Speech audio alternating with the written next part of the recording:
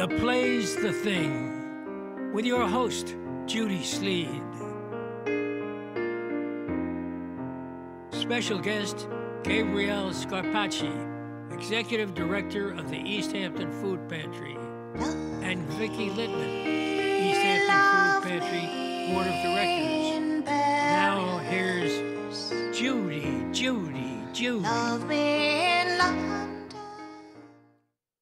Good morning, or is it afternoon? Welcome to my show. Once again, I have some wonderful people on my show. They are my friends, Gabby especially, and then she brought Vicki along. And they're working for a very good cause here at the East End. So I see this sign here. So let's just get on with it and see, what does this mean? What is it that you do, Gabby? Well, we work at the East Hampton Food Pantry, and we're currently seeing over 250 families a week. Actually, so far this year, we've had over 18,000 individuals that we've fed, and we've seen our numbers rise double and triple in some respects. For last week, Thanksgiving, we fed 312 families. So. You mean you had dinner for them? No, we didn't serve dinner. We gave them the food. We had staple bags, and we gave out turkeys and chickens, and we had fresh pies and desserts made, and we had all fresh produce, vegetables, and fruit. Some of it donated. It was really great how the community came together to help us. Amazing. And yes. You're doing this with Vicki? Yes, Vicki. She's on our board of directors, and she's been a great help to us. Yeah. Yes, how so? How do you help? You also give out turkeys? Well, I became involved with the food pantry actually back in March. I had read in the front page of one of the newspapers that children in our community were going to school without food. So to me, I just felt that that was so unnecessary, and a friend and I decided that we wanted to do a food drive, and we wanted our children to be involved in it. So our kids go to Amagansett School. We went to the school and we asked if they could do a food drive. And they, of course, did. And in 3 months, the kids raised 800 cans of food, and we decided to donate it to the East Hampton Food Pantry. And then I put a bin in the Amagansett IGA for them, and that's when I met Gabrielle and Kathy Burns, and they asked if I would be interested in going on the board of directors. It is just amazing that in very wealthy community, there are people who don't have enough food to eat. I bet a lot of people don't know this, and they can't believe it.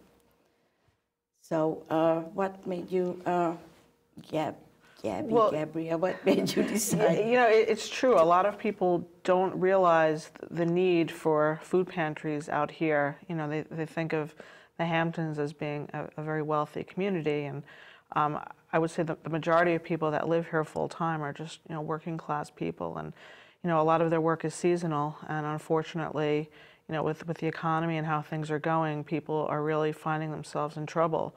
You know, they've been cut back from maybe working 5 days a week to 3 days to 2 days, and they can't make ends meet. They can't pay their mortgages, they can't feed their families, they can't afford insurance. So it's really tough.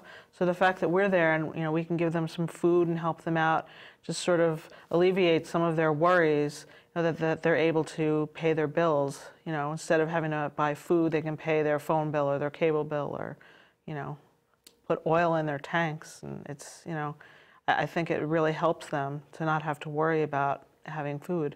And, you know, we also do, you know, if people have an emergency, we're open every Tuesday from 2 to 6. But if people have emergencies, they can call us, and we're always happy to help them. And really? Yeah, we deliver food to them. Is this the number to call? Yes, this is the number, 324-3025.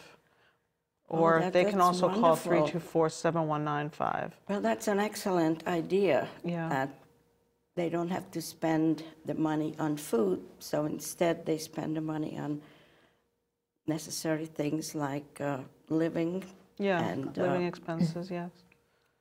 You know, whatever, there's a lot of other expenses that are unnecessary. And living out here in general is very expensive, you know, between yes, rents we all know and, that. you know, food prices are higher, and, you know, it's tough to get by out here. So who's paying for all this, Vicki?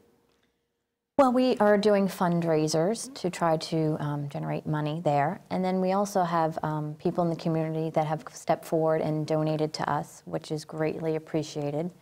The Lions Club, for instance, just donated a refrigerator, walk-in refrigerator to us, which we desperately needed. So really it has brought the community together, and you know, whatever we don't get donated to us in canned goods or money, then we try to do fundraising. And right now, I see those little apples, a yellow and a green apple. Yeah. How come you don't have a red one? well, we have red too. We do have red. When we run out of red construction paper, we use yellow. We use the yellow, which I started this summer. I tried to figure out, I was sitting in my farm stand in Amagansett. I own Vicky's Veggies. So on a rainy day in July, I thought, what is an easy way to raise money? So I started this paper apples, and the green was $1, and a red or yellow was $5. So if people wanted to contribute, they would pay the $1 or the $5, and then they would write their name, and then I posted them up on my farm stand. Well, where is your farm stand in Amagansett? Where? It's on Montauk Highway in Amagansett. Oh, on Montauk Highway. The little red and white one. I started it when I was 11, so it's my 28th year. Wow, so you plant things there and you grow things? Yes, yeah. Wow. Yeah. And whatever I don't grow, I get from other local farmers to help support them. And I have to look for that, but perhaps I ran past it many times. You probably have. It's very visible. That's okay. So we raised money. You know, you have to put it in front of my nose. Yeah, that's okay. So that generated, I raised, I think it was $8,900 from July to October. Just doing these Just apples? doing the apples. I have to give you more construction paper. More construction paper. But it really generated a lot of public awareness to the fact, because a lot of my customers didn't even know that we had a food pantry and there was a need in our community. So once the apples were up, people were asking questions, and then I had one of my customers, a long-time customer, donated an $8,000 check alone, anonymously. He didn't want to. Well, of course. But that was the bulk of the $8,900, and. Well, that is really very imaginative and good idea. I bet Gabrielle did the apples, right? Actually, my husband created the apples. Because you're I very helped cut them out, though. Yes. Yes, I know you are very artistic, Abby. Yes. One of the things that I think is really important is to really get the word out there about the food pantry, because I mean that's the thing. A lot of people don't even know that we exist, and that there is a need out here. So we've been trying to do a lot of outreach to the community.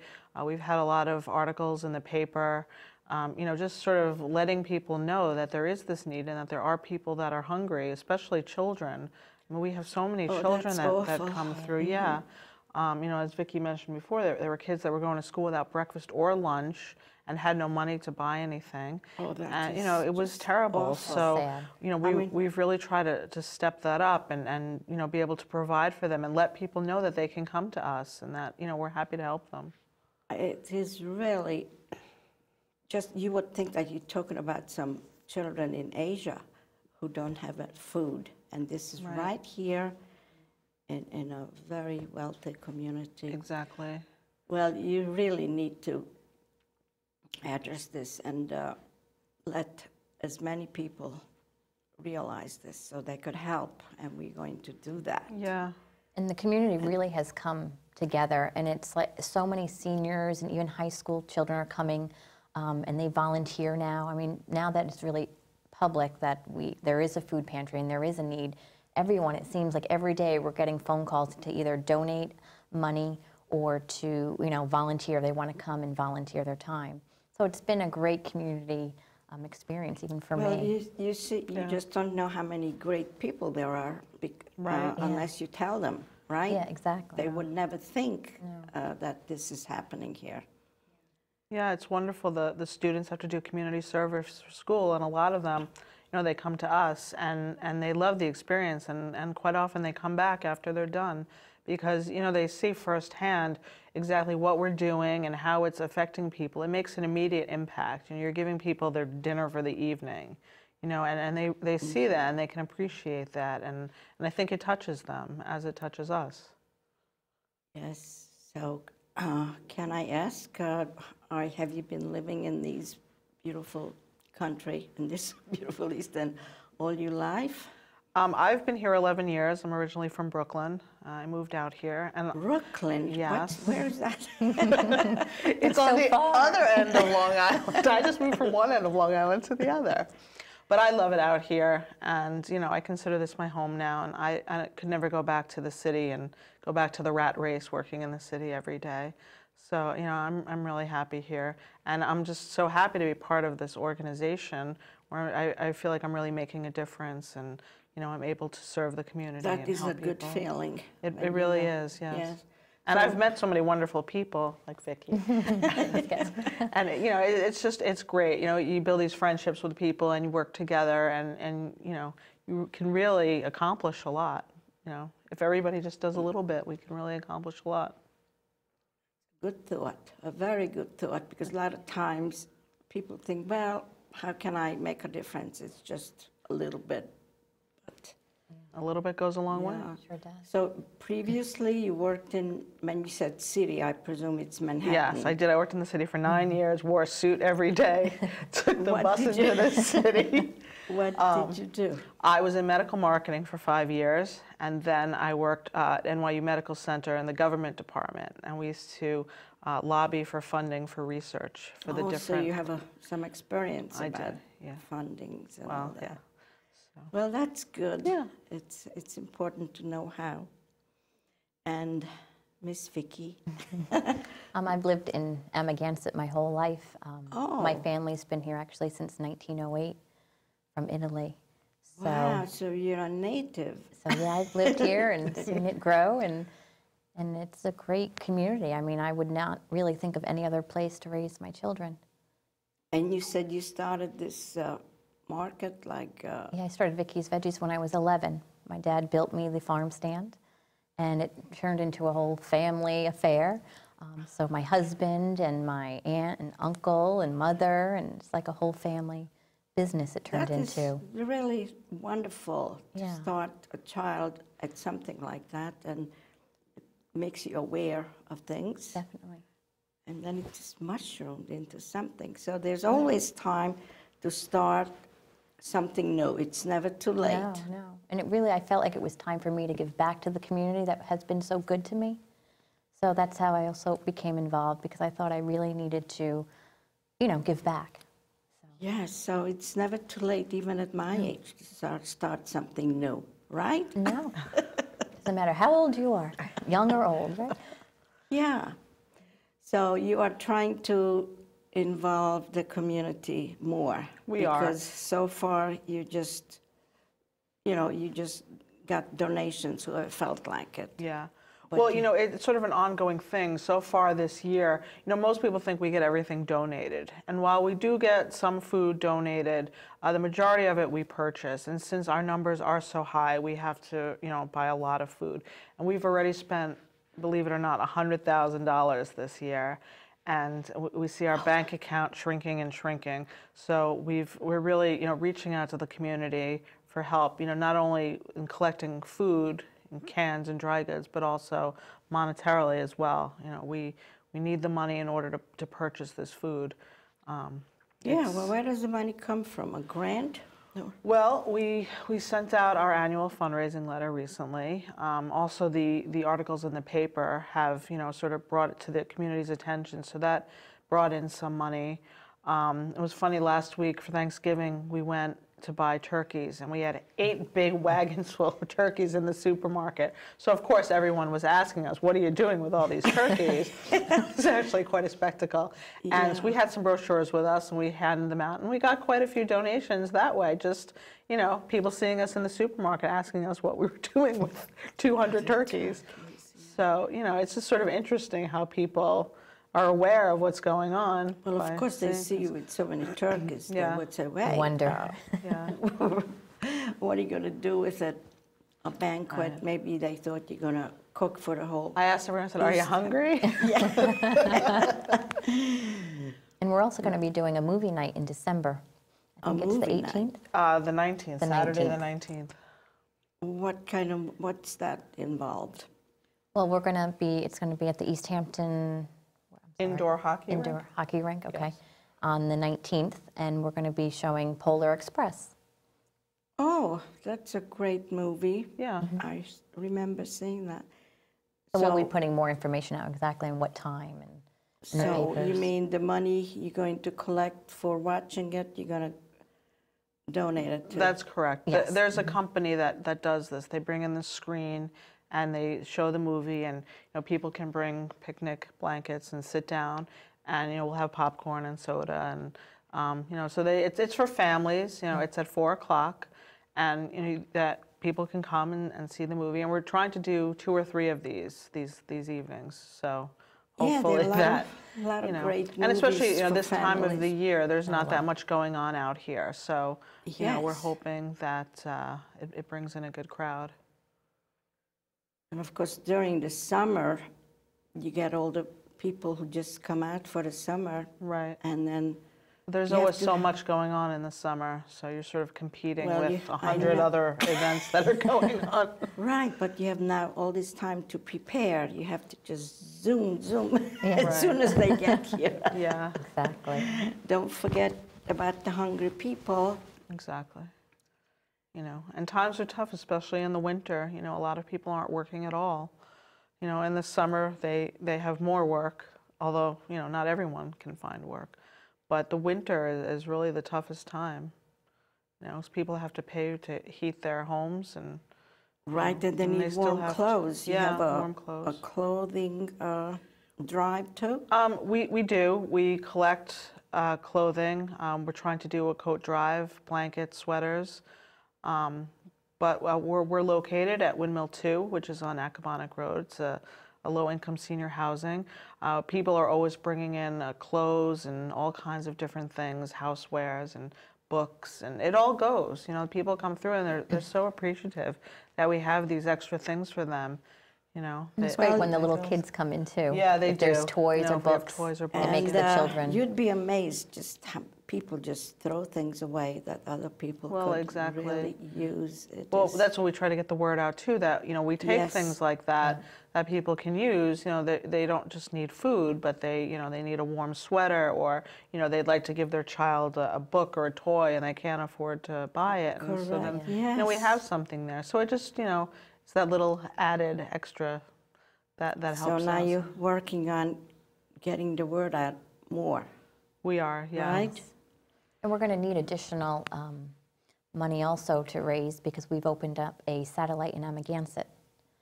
So now we serve everyone from Waynescott to Montauk.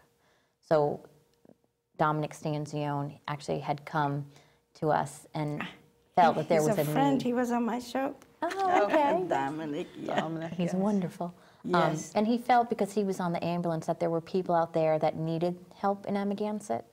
So he decided that he wanted to do an Amagansett food pantry, and he had come before the board and to see what we thought, and we decided that the best thing was to open up like a satellite of the East Hampton Food Pantry. Yeah. And we weren't quite sure, how many people or if there really was a need, but last week we had 54 families come. Right, for Thanksgiving. Yeah. Yeah, it's amazing, the numbers of people that are coming out. And And you have some soup kitchen also?